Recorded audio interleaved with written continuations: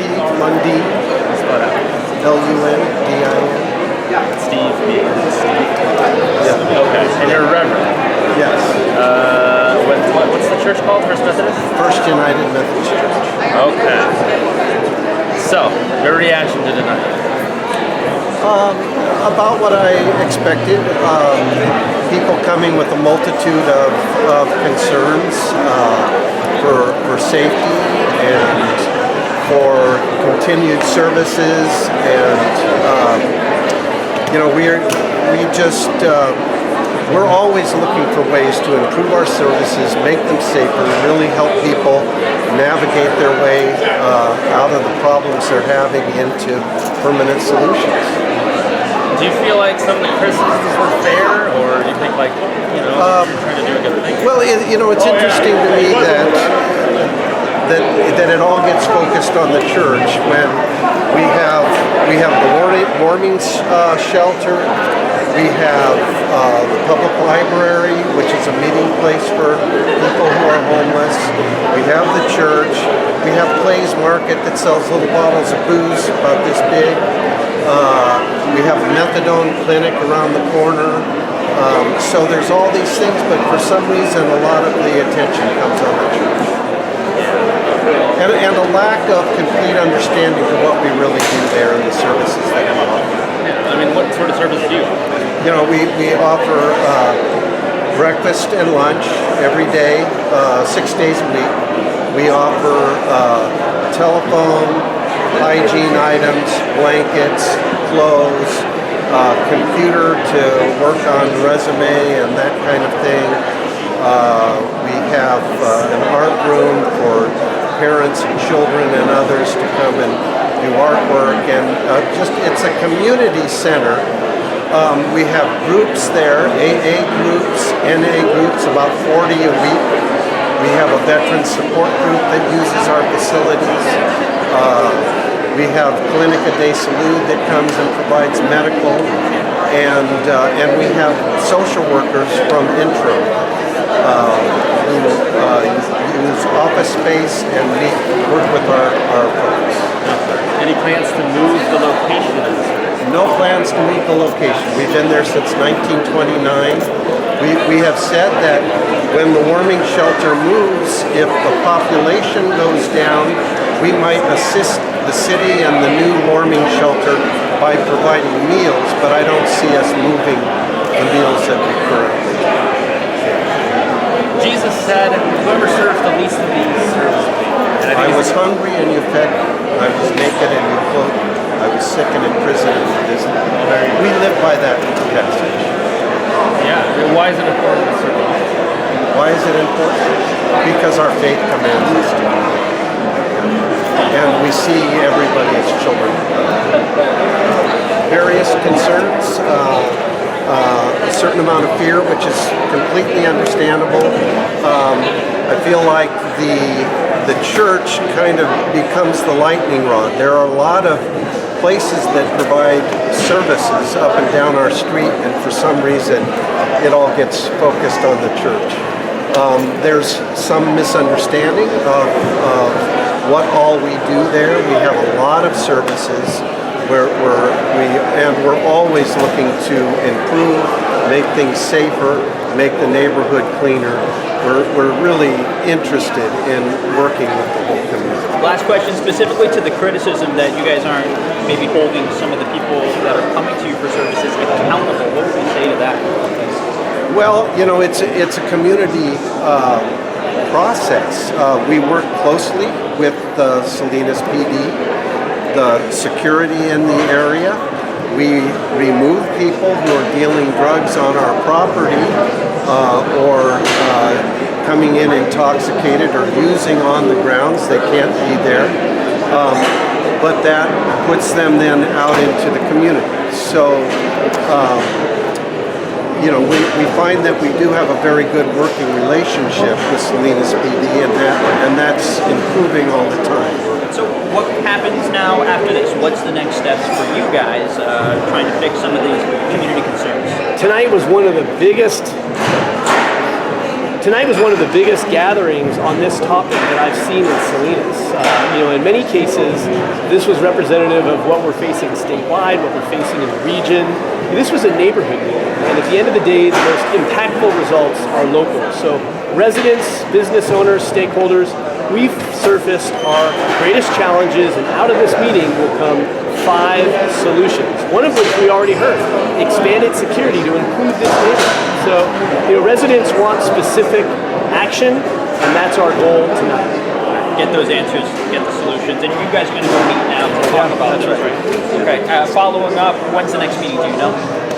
So we'll see if another meeting needs to take place. We have a working group that's come out of this visit. More than 400 people showed up tonight. So we have 15 committed individuals to address these health and safety concerns, and we will. And those 15, are they just public people, or government?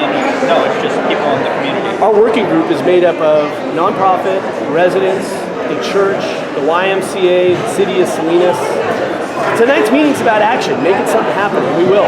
Cool, perfect. Thank you, sir. Yep, good to see you. Good to see you. In case you're wondering if you're right at the right meeting, this is a Clay Street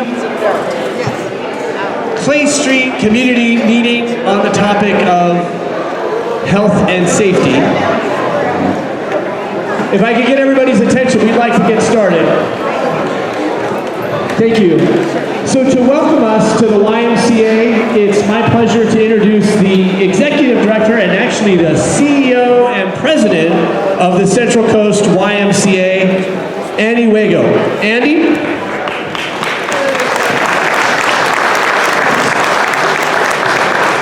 Thank you and good evening. Welcome. My name's Andy Wahill. I'm the President and CEO of the Central Coast YMCA. We all know why we're here tonight and what's brought us together. And I think it's important to know that there's not a person in this room that could stand up here and talk for hours about what they've witnessed and what they've experienced with respect to nefarious activity and the criminal element that has plagued our neighborhood. But tonight's meeting's about solutions. It's time to put the torches out. It's time to quit complaining. And it's time to put some solutions together to correct the problems we have and get the neighborhood back to where it needs to be. So I want to thank everybody in advance for being here tonight to help re-strengthen the foundation of this neighborhood and this community. The way things will work tonight, the way it'll go, is each table group's going to have a facilitator and a recorder. We want you to share both your short-term and long-term solutions that you think and recommendations. We're going to gather that information and collect it as facilitators. At the end of this meeting, the facilitators are going to reconvene.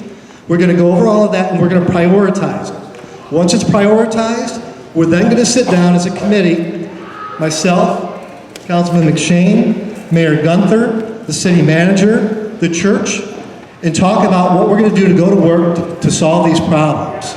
So without further ado, I'm going to turn the mic over to Mayor Gunther. He's going to have some remarks, and then we're going to get to work on solving our problems. Thank you.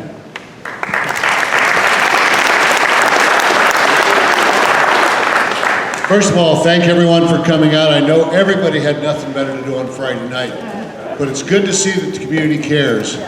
And they care about a lot of issues, but this is a big issue.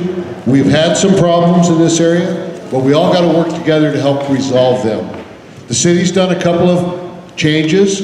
We've added extra security downtown in this area. We have a street outreach team that's going to be starting to work on the 16th. They're going to have people down helping clean up. And then we have to deal with whatever the courts have handed us. Currently, the Martin-Boise decision says that we cannot take people off the street unless we provide them housing. That wasn't a decision by us, so we have to obey the law. Second of all, our homeless know they need to obey the law, but not everybody that goes to the Methodist Church is homeless. I've had a little opportunity to spend some time down there watching. We have a lot of seniors that don't have enough to eat that go there to get a meal. And I heard someone tell me that I should buy the church, level it, and turn it into another parking lot. I don't think that's the answer. And I think we have to come up with solutions to make this community safe. We have a lot of families that live in this area. We have a lot of children going to the schools.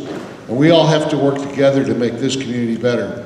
One of the things we've done is we're working on a couple of other outreach workers from the library that's going to be dealing with the mental health issues. So we have a lot to do, and we have to do this as a team. And it's not just the city, it's not just the Methodist Church. I thank the pastor for being here. It's not just law enforcement, it's every member of this community. And I want to thank some of our nonprofits that are here today. People that work with some of these folks all the time that are willing to help. So we may have some great solutions, but we will make them work together. Now I'm going to turn it over to Steve, but before I do, you want to thank Steve for some of the work he's done on this issue, number one.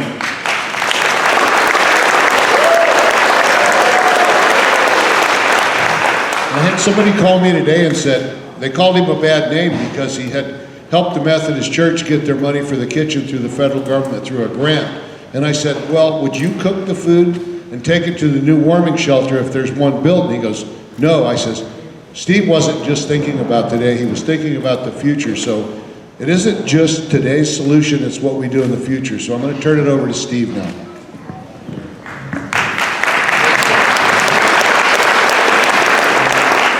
Lives have been lost.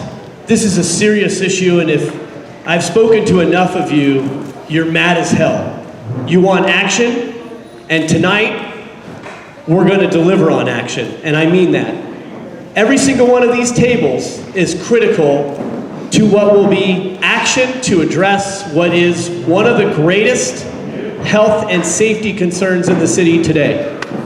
We have the church as a partner, we have businesses as a partner, we have nonprofits as a partner, and most important of all, in my mind, the residents that have to put up with what's gone on. Whether you're a patron, whether you're a business owner, whether you're a member at the YMCA, the reason why we're here tonight is to come up with solutions. The church isn't going anywhere. The grant that was awarded by the federal government is not going away.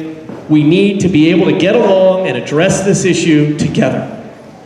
We've got 25 minutes at each of these tables with the facilitator to prioritize 5 of the greatest challenges ordered from 1 to 5 and 5 of the best solutions ordered 1 to 5.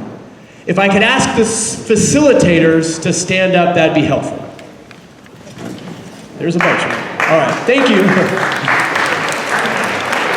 Now you may be lucky enough to be at a table without a facilitator. If you're at a table without a facilitator, raise your hand. Okay, good. I'll be at your table. We have 25 minutes and we're going to ask the facilitators to get started. Now there's at least 50 people standing around the outside of this room.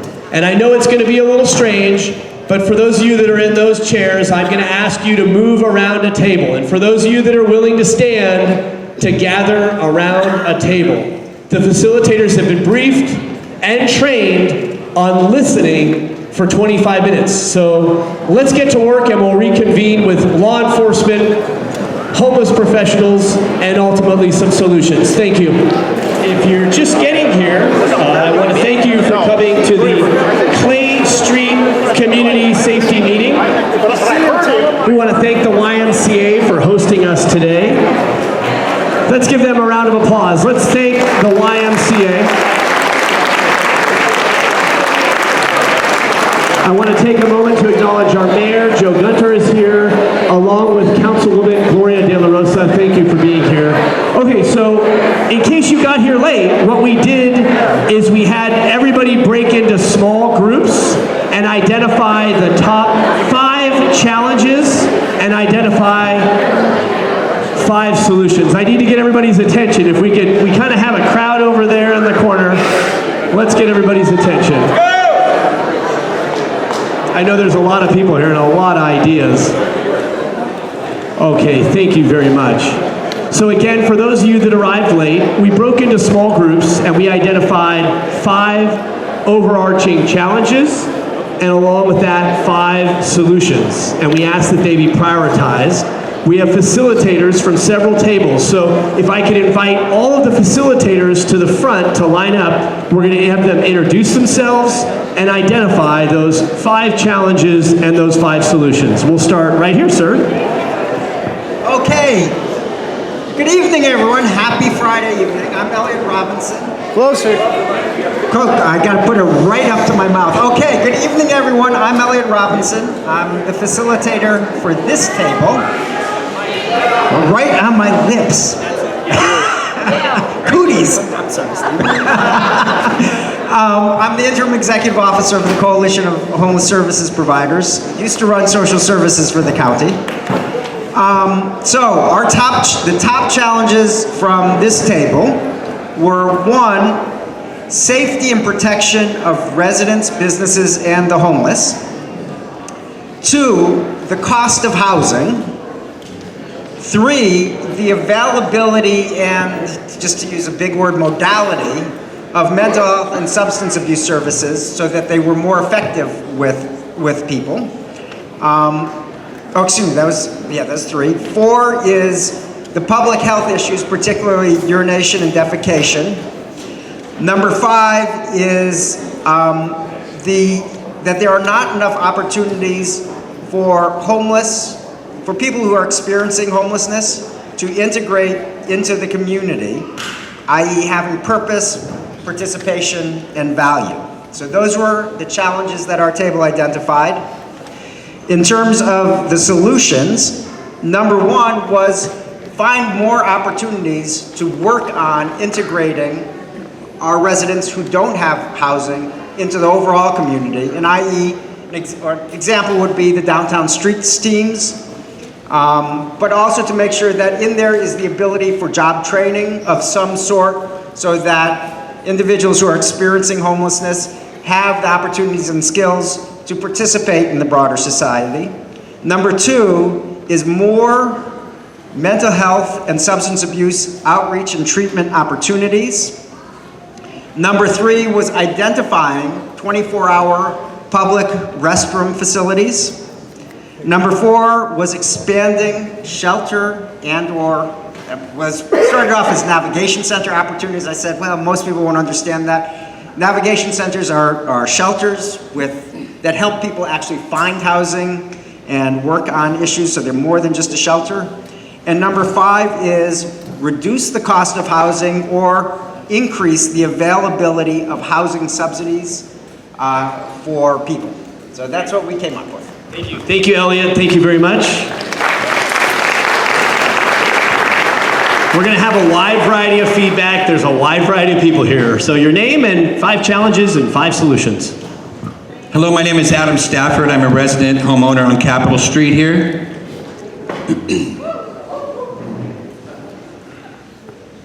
All right, here's some of our challenges here. Number 1, invasion, defecation, drug use, fornication in our neighborhood and our properties.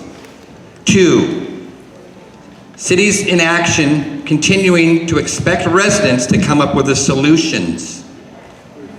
3, the general quality of life, deterioration of our neighborhood. 4, what is the cost to the city resources and us taxpayers when all the fire trucks, PD, and etc. come out there because someone passed out in the bushes and you send every emergency vehicle you have to pick them up? 5, mental illness. About 80% of these people out there have mental illness. You feed them, you let them loose into our neighborhood, and they're dangerous. And the cities and churches' lack of action makes them liable.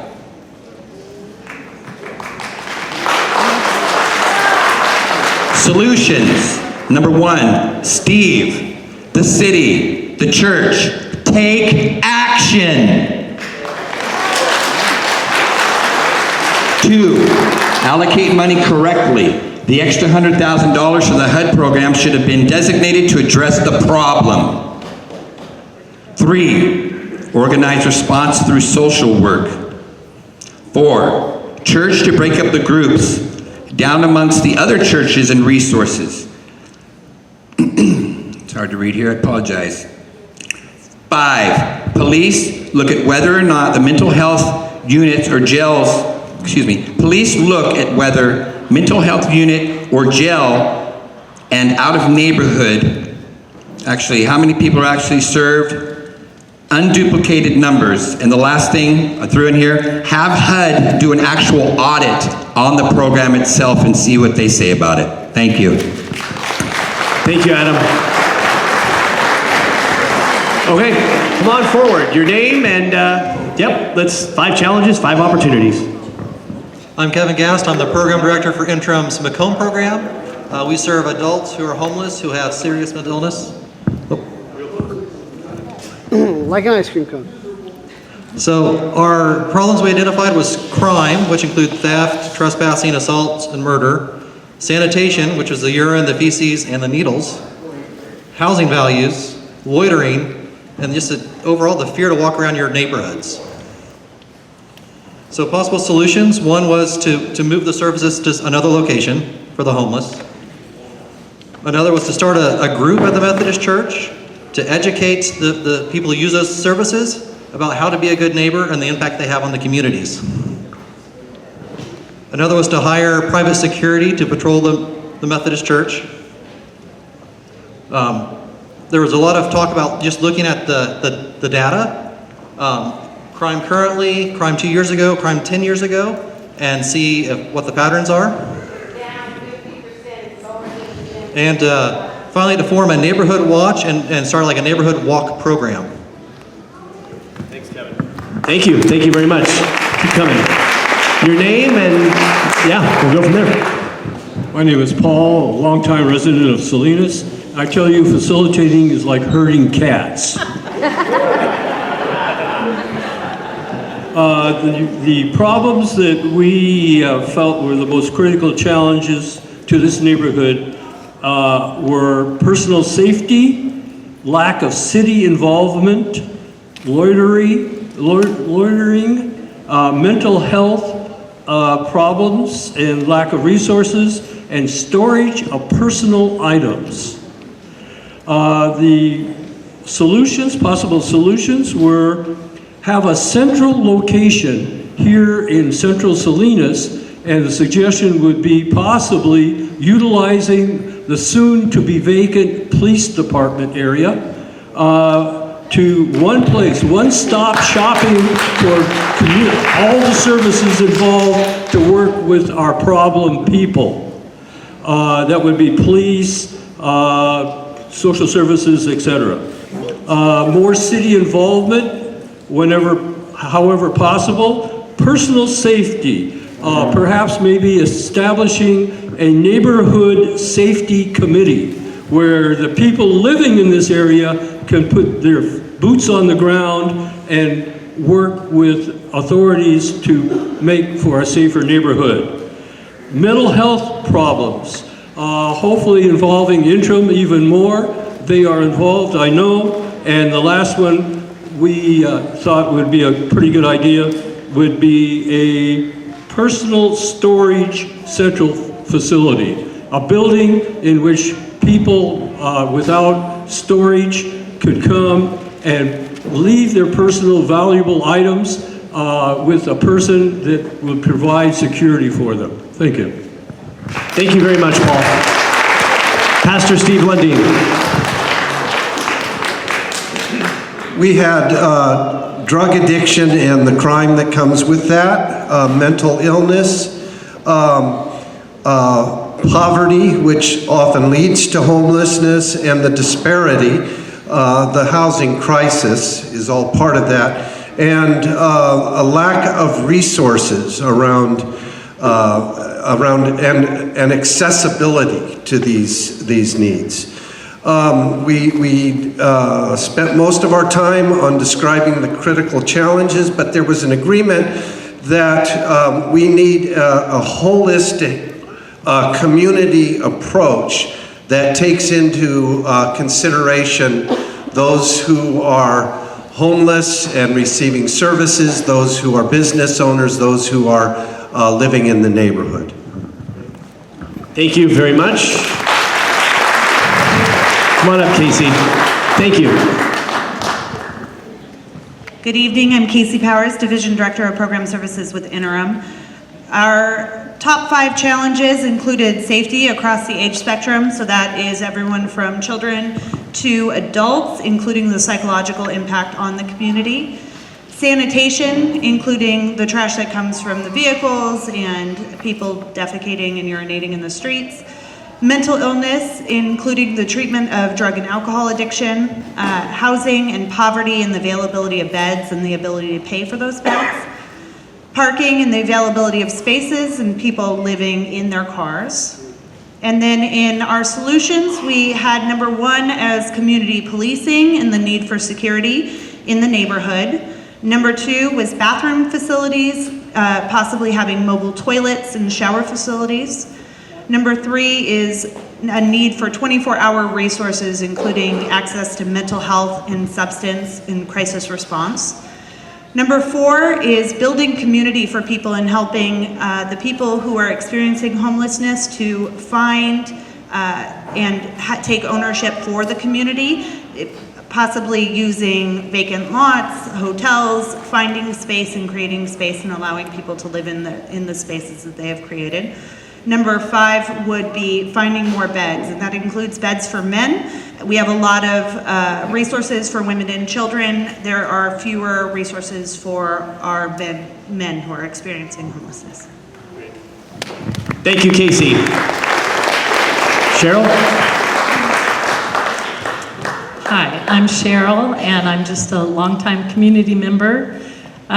We came up with the neighborhood homeless as a nuisance in terms of violence and drugs. There's a lack of security, the health issue, not only for the homeless, but the adults and children in the area.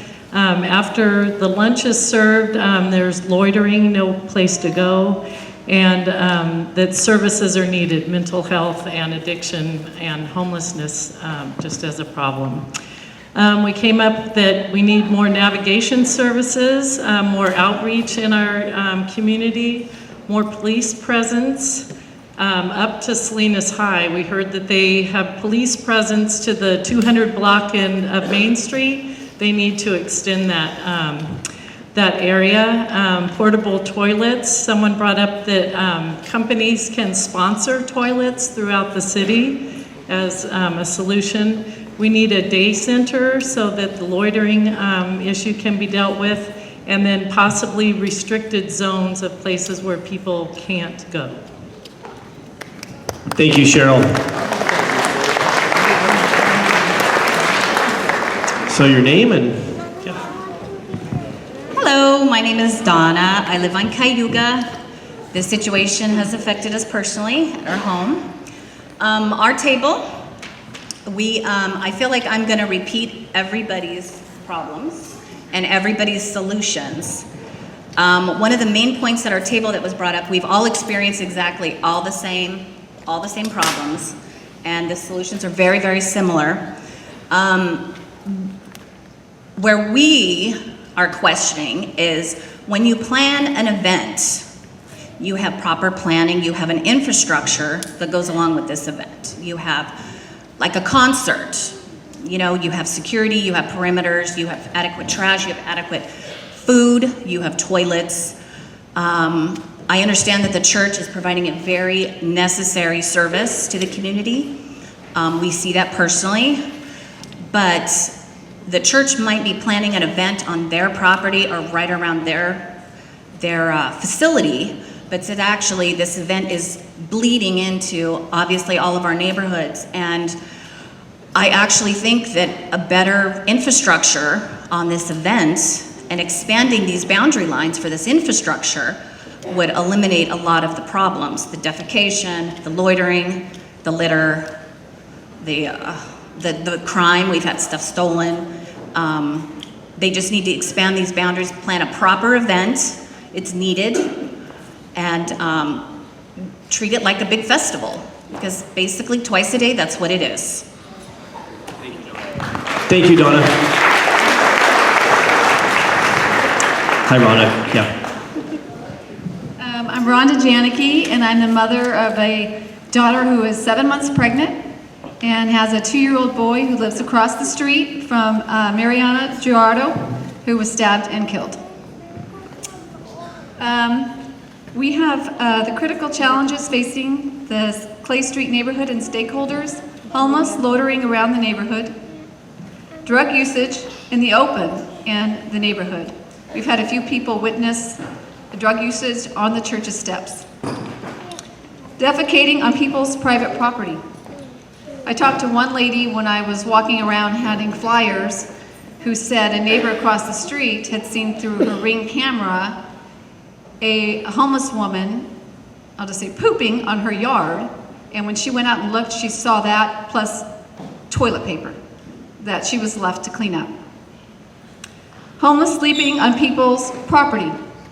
My daughter, a week before Mariana Gerardo was killed, I was at her condo when her German Shepherd was barking wildly at the fence, and she got in a chair and looked over while I was holding her 2-year-old son, my grandson, and there was a homeless man sleeping on their private condo's yard, and he already had blankets out, he had his trash, he had a little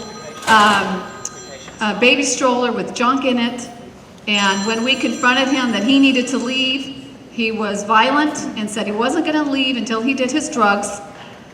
And then we told him we were on the phone with the police. He finally left, and we did see him start heading towards the church. This is also lowering property values of the homes in the neighborhood. That's a concern to hardworking people with having all the homeless and drug usage. Solutions: more police in their neighborhood. A screening program at the church's services, because they do not have a screening program. They will accept sex offenders, ex-convicts, drug addicts. They'll accept anyone, except for if they're at the church and they're aggressive or they see that they are drunk or high, they won't accept them in the church, and they just tell them to leave. And in turn, they wander the neighborhood. They should have more security at the warming shelter and at the church, private security.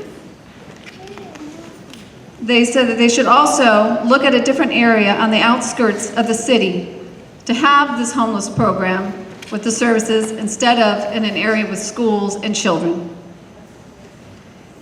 And they said that we should have an overseer who is not a person that is part of the church to watch the homeless program. We have a woman who was part of the church and said that from her personal experience, she does not see that the pastor is really watching what is going on at the church.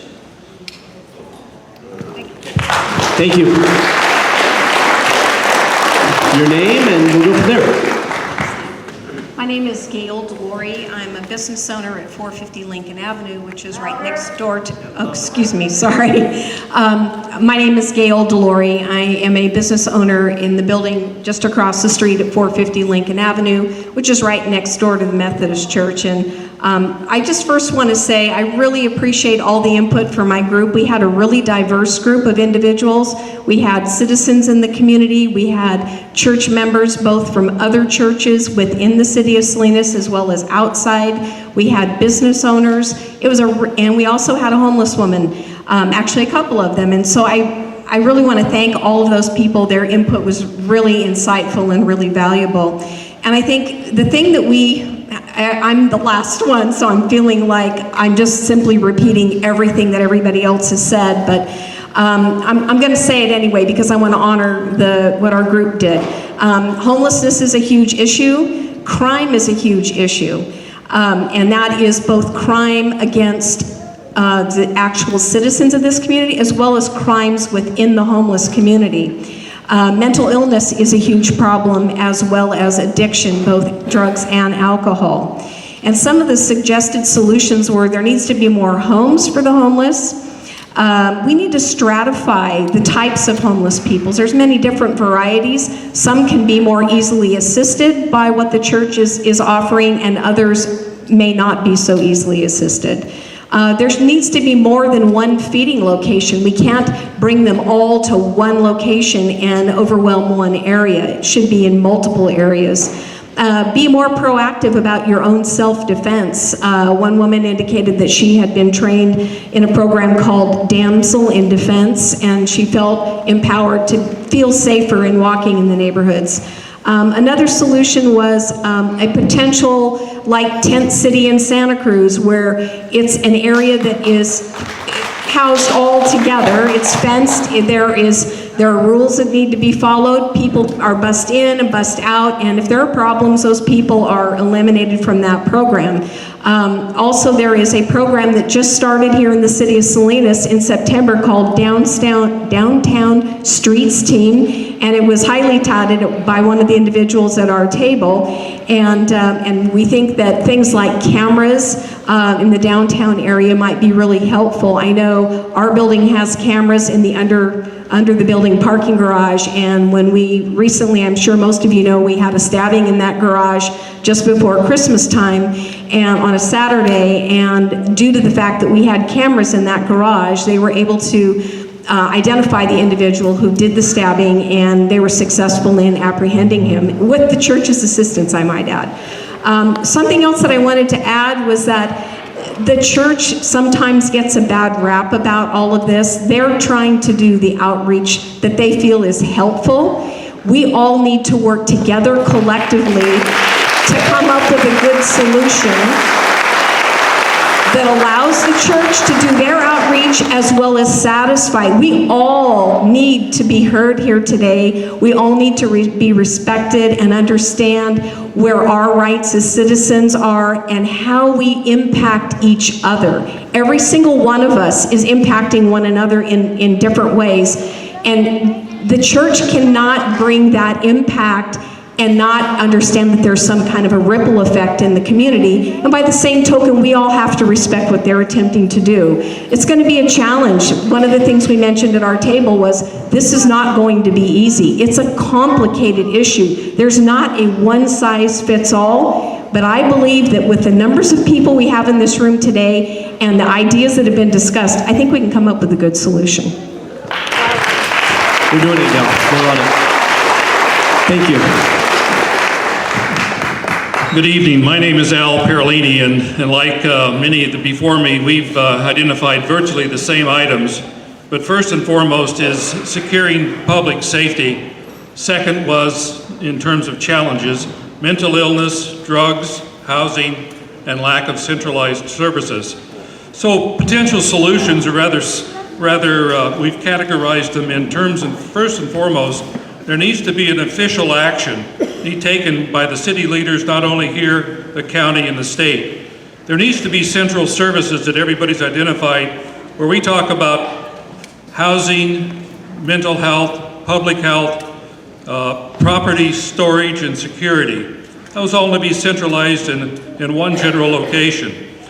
More importantly, we need teams which consist of police, mental health, and again, public health, that go out and help these individuals in their condition. And last, obviously, we need job training, because as these individuals come out of this program, they need employment so they can be self-sufficient. And that's our solutions. Thank you. Thank you, Al. Okay.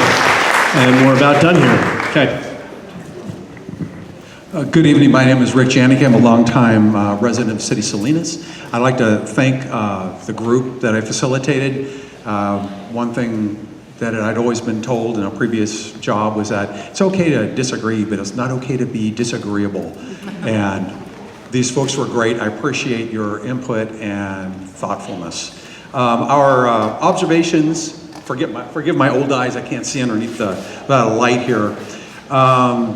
One of the big ones was where do the homeless go after they receive their services, and it was that they tend to wander around the neighborhoods and around the general area of the church.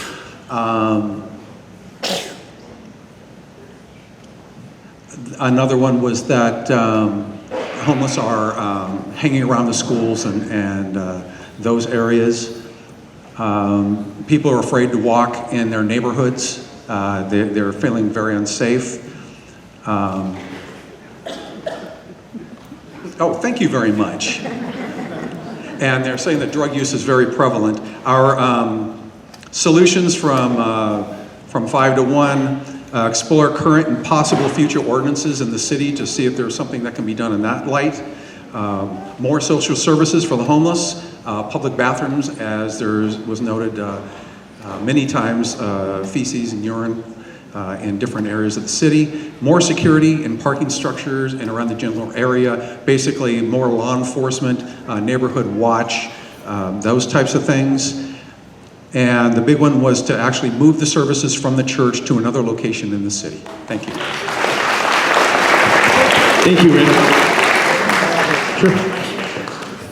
Thank you, Steve. My name is Ruben Cortez. I'm basically a lifelong resident here of Salinas since I was 5 years old. I'm 51 now, so it's 46 years. I went to Salinas High, and when I would walk home, it's totally different now. It's unsafe, very unsafe. Over the years, we're property owners in the Chinatown area, so I've seen homeless basically at ground zero level. And basically, from the meeting that we had last time, and thank you, Steve, for hosting, we had about 60 people, and I see maybe 10 times that amount of people here today. So it's a very important issue. For God's sake, somebody got murdered. It's very important. So I'm going to run through the 5 challenges that our group identified. One, safety of our kids. Salinas High, the rec center, the library, here at the Y, our kids need to be protected, and it's just it's vital. And as I stated, a mother with infant who was not unborn yet is not here with us tonight. This is real. This is real murder. Another challenge, sanitation. We had at our table a gentleman who works here at the Y, and he expressed the number of challenges he has trying to make the place safe. Another item was that Salinas was becoming, or has become, the dumping ground for the homeless community throughout the county.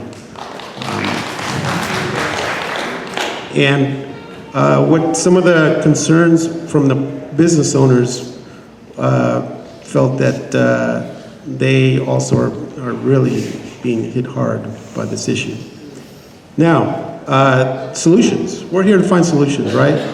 So, 5 solutions. Number 1, well, we have the Boise 9th Circuit Court of Appeals decision that affects not only the state, but here in the city as well.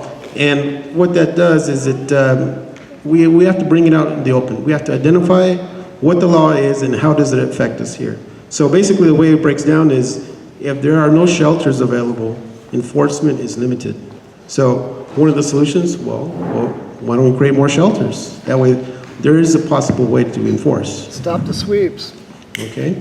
Number 2, again, going back to that prior 9th Circuit Court of Appeal versus Idaho, in Idaho, is change state and federal laws.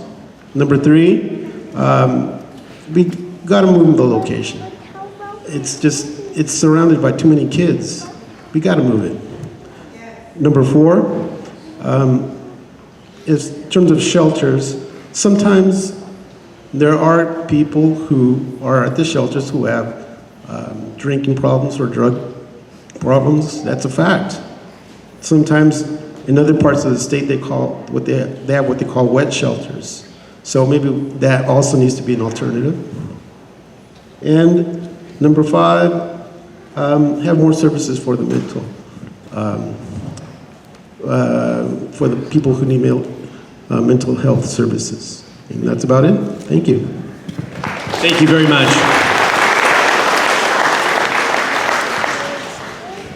I'm Pat Donahue, and I also want to thank all of the folks that were around my table. We had quite a crowd, and we came up with some interesting problems as well as solutions.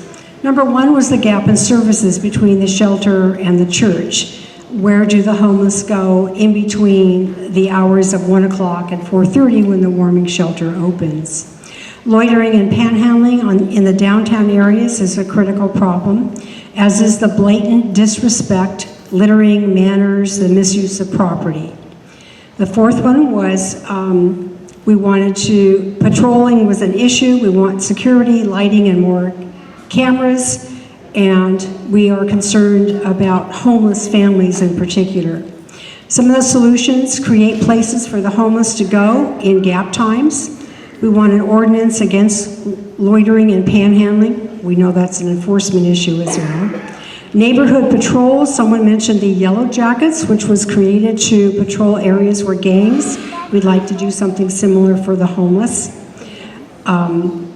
Educate on basic respect, be tough with our love, raise the bar on behaviors, specialized training for homeless moms and families, and increase patrols in the Clay Street area.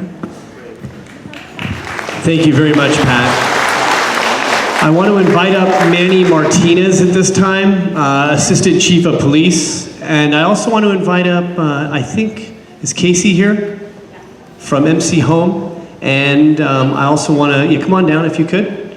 And also Kevin, please. And Manny, if you'd like to come on down. I know Gabe Carvey's with you. I want to be mindful of time here. And I think one of the things that's come up consistently from the neighborhood is the public safety concern and the mental health concern. So we want to dedicate just a little bit of time to these two subjects, very, very important subjects. So I think if it's all right, maybe I'll start with Manny, and then you guys are here, and that's great. Manny Martinez is our Assistant Chief of Police. He's handled a lot of our homeless concerns, and with him is Officer Gabe Carvey. Please help me in welcoming Manny Martinez. Everybody hear me pretty good? So anyway, on behalf of the Chief of Police, she would be here, but she's battling pneumonia. I would have been here, of course, so on her behalf, welcome. I'd like to introduce you Officer Gabe Carvey. He's my one-man homeless outreach team. And we have between 5 to 10 officers do collateral assignment with Gabe, and he does all the outreach for the homeless in Salinas. So I could probably spend an hour here, because going through all the tables, it seems like public safety is #1 concern. It is with us also. We're a full-service police department, and even though we respond to the crimes, homeless is one of the issues we deal with. It's more of a quality of life issue. Sometimes it becomes a criminal, but majority of the time it's a quality of life that we really have to deal with the privacy and the rights of the homeless. I noticed a lot of faces here. It's kind of around the city. I was ready to address what's happening around the Y, the library, and the rec center. So one of the things that I just want to stress is that we do listen. Some of you out there have my card. I get emails, I get texts. Some of you, I get photographs of the incidents that are going on. I'm not a one-man show. I send it out to my commanders, I send it out to my sergeants, and we try to address the issue. A majority is quality of life issues, that we work with community development very well. There are some outreach programs out here that we work with, but a majority of the time, the police department wears many hats. For example, I'm one of the police officers, along with Gabe, that I've got 42 sites that I go to, try to make it once a week, and it's all homeless issues. One of them is around the library, where before I come to work, I do a circle around there and check in what I call my residents, right? Because they're always here. Before I go home, I also do the same thing, and I check on them, make sure. In my car, I do the same thing. Is there anything we can do for you? Because I get to know them. They're people. And a lot of them say they need shelter. A lot of them say they need services. And I keep 3 handouts out. One is a handout to community development that has one of the outreach, Tina, who does the applications for shelter. The other one is something that the coalition put out that lists about 45 services here in Monterey County. And then I've got one that Monterey Coalition gave it to me. It's a number that if you have issues with DMV, SWAT patrol, anything, you give them a call. If they have money, they will help you. So we're always trying to go out there and be a full service, for the homeless. Security is #1 for us. We had 2 very unfortunate tragedies that brought this group together, the 2 homicides. Both, we don't know the motive. We just don't know. And that's a problem we deal with, because I wish I could feel a group of officers that's all they did with mental illness. We just don't have the staffing. But it doesn't stop us from not taking all the training. We're getting ready to do additional training for mental health and how to deal with the mental health issues out there. So this is how it starts. It starts by getting involved with your community. It starts with getting involved with all the department heads for Salinas, especially your mayor, your city council.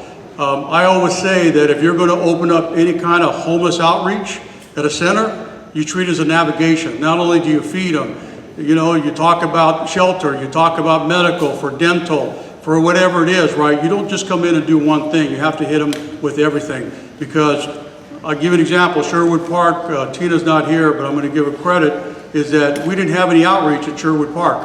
And so about a year ago, she started going down there and doing outreach. And because of it, we have 2 residents from Sherwood Park are going to get housing down in Chinatown. And that's how it starts, is working together. And I wish I could, you know, tell you that we're going to be safe. I can't. The only thing I can tell you is that we will continue to try to do our best. With that, I'm going to give a little bit for Gabe Carvey, because he actually handles strictly nothing but the outreach for the homeless.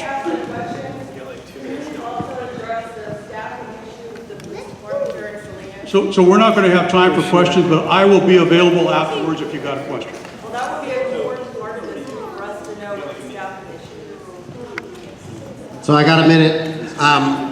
Gabe Carvey from Salinas Police Department.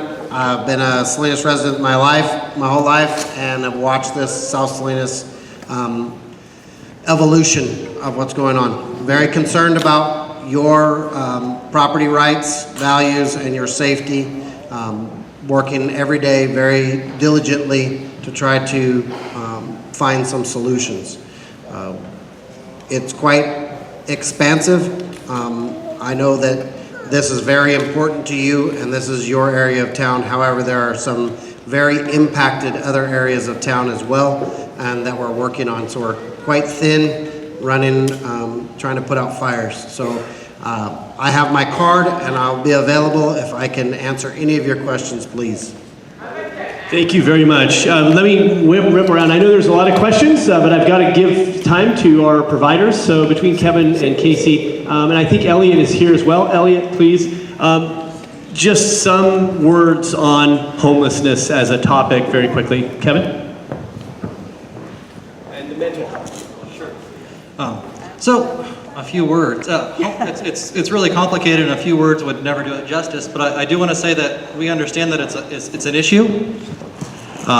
We have staff kind of every stage along the way. We have staff to do street outreach. We have staff who provide support in transitional housing, and we have permanent supportive housing that we manage. With an interim, we have over 300 beds scattered throughout the county, Monterey, Marina, Salinas, where we have housed individuals who are formerly homeless, who have mental illness, who receive services, and that's great. And 300 beds, it probably isn't nearly enough. Like we mentioned, we're not building, but Midpen's building the housing in Chinatown. Moongate that's about to open, that's going to be more people off the streets.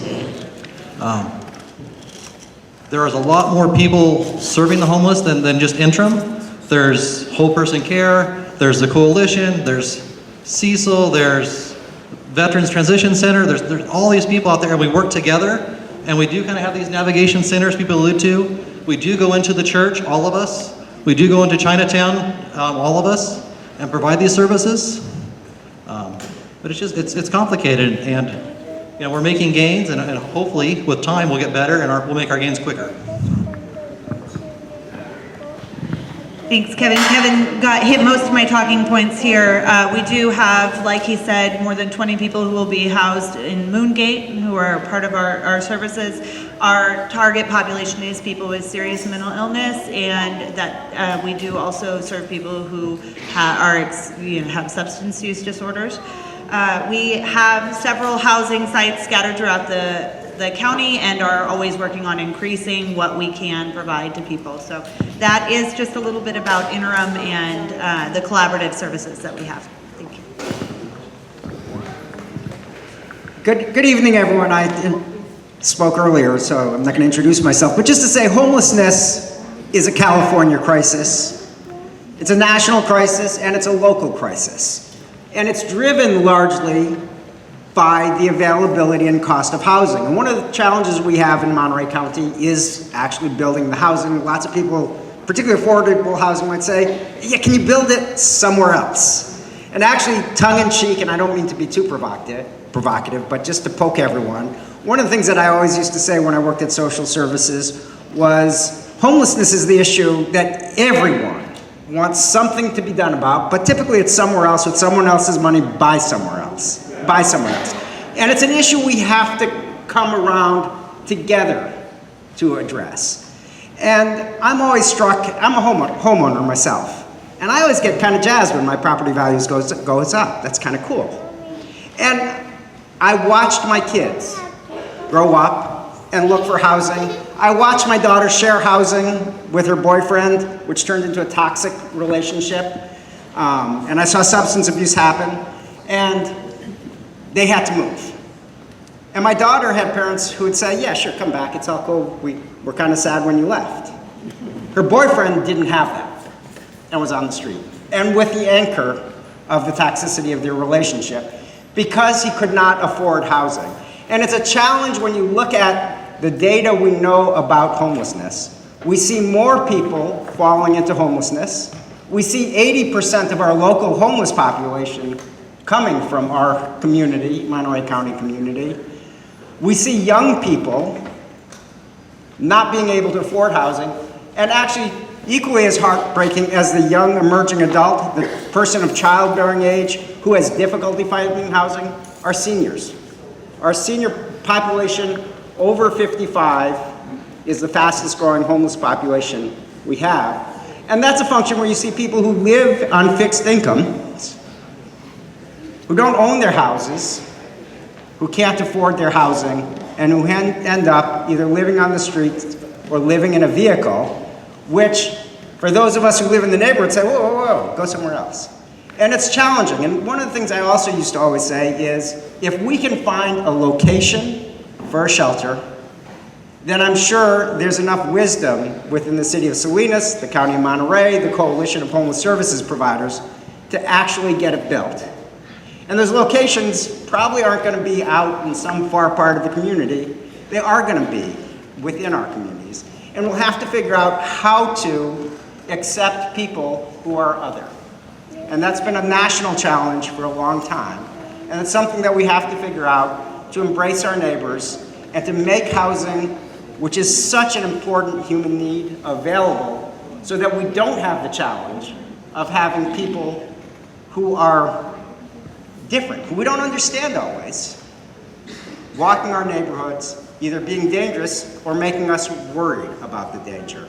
And so, as a community, if we can come together and say, we are going to join together to address the housing crisis, to build the services that are needed to help people sustain housing, and prioritize that, then we can make a dent.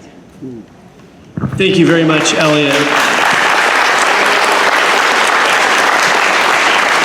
A lot of the people that came here tonight came here motivated by a murder, came here tonight motivated by decrease in property values and a lot of challenges in the associated neighborhood. And obviously there's bigger issues. There's discussions with our state senator, our state assemblyman, there's discussions at the regional level. We need to talk about action, and that's why most people came tonight, and that was the subject of the agenda. There's a lot of people that I want to recognize, a lot of organizations, many partners. Certainly I want to thank the YMCA. Let's give them another round of applause. There's a tremendous number of homeless service providers that are here, representatives from Ana Caballero's office, Marissa's here in the back, and Dominic Dursa from Assemblyman Rivas's office. Thank you. As I think I started with this meeting, we divided into 15 tables. We took feedback on what the greatest challenges in this area are and what the greatest opportunities for solutions are. Now, obviously, as we all heard, some people thought a little more pie in the sky, some people were more general, some people were more specific. The facilitators will adjourn after this meeting and come up with the list. Everybody that was invited or showed up that signed in will get notes from tonight's meeting and an invitation to continue to participate. I'm told by the Steinbeck District that there will be another meeting. There will be additional meetings. At the end of the, well, okay, we can applaud that. But for folks that don't like meetings and want action, I'm proud to announce our mayor has something to share with us. So, Mayor Gunter.